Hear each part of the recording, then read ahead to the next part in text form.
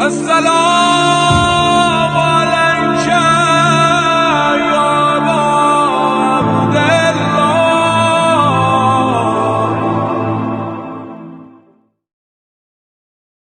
امام حسین کے ساتھ تاریخ کے ہمراہ 10 قسطوں پر مشتمل ویڈیو سلسلہ.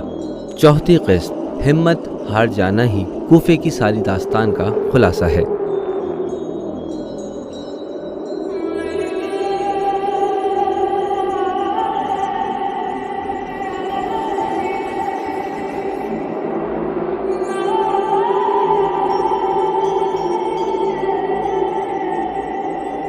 الاعمال بالنیات. اسی سرزمین میں اور اگر انہی لوگوں میں آپ عاشقی کی بات کریں تو آپ کا دعویٰ سنجیدہ ہو جائے گا. نہیں ہو سکتا کہ عاشقی کا دعویٰ تو کرو لیکن اپنے معشوق کی فکر نہ کرو. یہ نہیں ہو سکتا تیرا دل تو دیدار کی تمنا رکھتا ہو لیکن تم اپنے معشوق کی خوشبو کے پیچھے نہ جاؤ. اس سے بھی آسان کہوں کہ نہیں ہو سکتا مہمان کو گھر دعوت دو اور دروازہ نہ کھولو. نہیں ہو سکتا.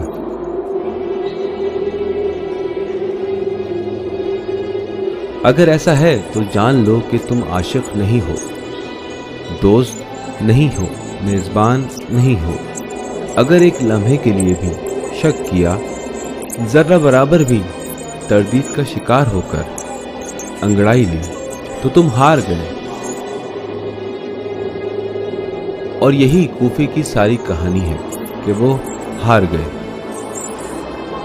کوفیوں نے ہزاروں خطوں کے ذریعے امام حسین علیہ السلام کو اپنے پاس بلایا تھا. ان ہزاروں میں سے ایک جس پر شبس ابن ربیع اور عمر ابن حجاج کے دستخط تھے، انہوں نے لکھا تھا: شہر کی دہلیز سرسبز ہے، پھل تیار ہو چکے ہیں، پانی کی فراوانی ہے، لہذا جب چاہو لشکر پرواز کو تیار ہے. آپ پر سلام ہو. افسوس، صد افسوس کہ اعمال بالنیات.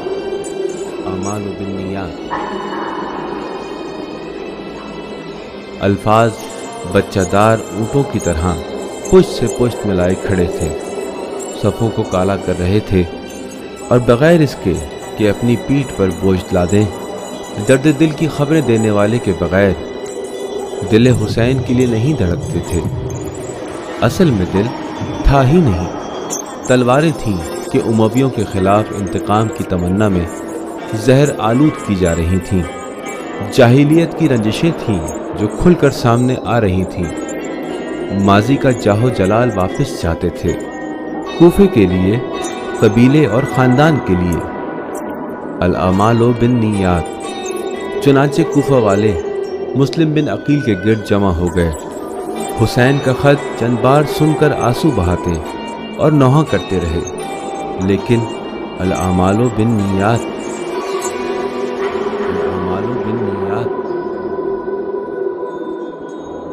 نیت خواہشات کے دل کی کنجی ہے، دل میں چھپی باتوں کو ظاہر کر دیتی ہے.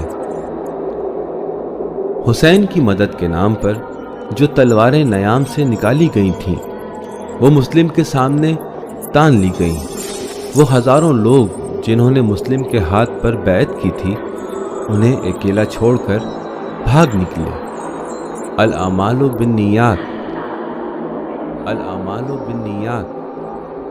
مسلم ہانی کے گھر ابن زیاد کو قتل کر سکتے تھے.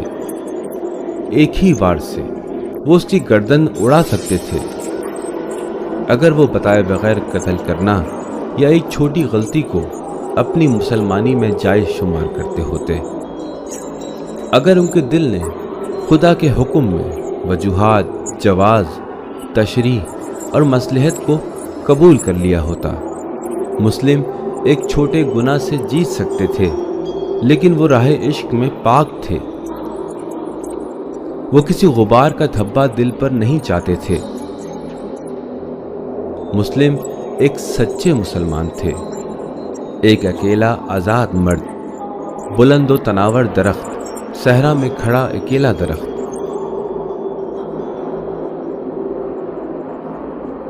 کوفے والوں نے مسلم کی اقتداء میں مغرب کی نماز ادا کی اور عشاء کی نماز ابن زیاد کے پیچھے پڑھی۔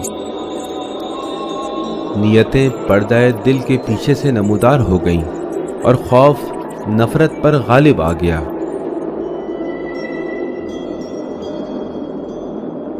مٹھی بھر لوگ تھے جن کی نیت آخری سانس تک امام کی مدد کرنا تھی، اور بہت سے ایسے تھے جنہیں اپنی جان سے زیادہ پیارا کچھ نہیں تھا۔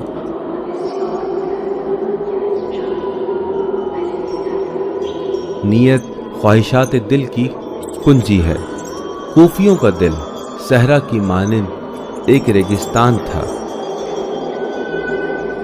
پسر عقیل کے ارد گرد یہ صحرا بہت دور تک پھیل گیا اور اس نے اسے قصر ابن زیاد کی کنگروں سے بغیر سر کے نیچے پھینک دیا۔ محمد ابن اشعث نے زخموں سے چور مسلم کو طاع کے گھر کے دروازے پر امان دی۔ امان دینا اسلام کے اصولوں میں سے ہے، جیسا کہ عباس ابن عبد المطلب نے یزید کے دادا ابو سفیان کو امان دی تھی۔ البتہ الاعمال بالنیات، لیکن ان لوگوں کی امان بھی حفاظت نہ کر پائی۔ زوالہ کے مقام پر مسلم ابن عقیل کی شہادت کی خبر امام حسین کو ملی۔ ایک مرتبہ پھر صحرا میں بارش برسنے لگی اور امام حسین نے سب کو اس خبر سے آگاہ کر دیا۔ جو فتح کی لالچ میں امام کے گرد جمع ہوئے تھے اپنی چھتری کھول کر صحرا میں بکھرنے لگے، گویا انہوں نے کبھی حسین کو دیکھا ہی نہیں تھا۔ جی ہاں، الاعمال بالنیات۔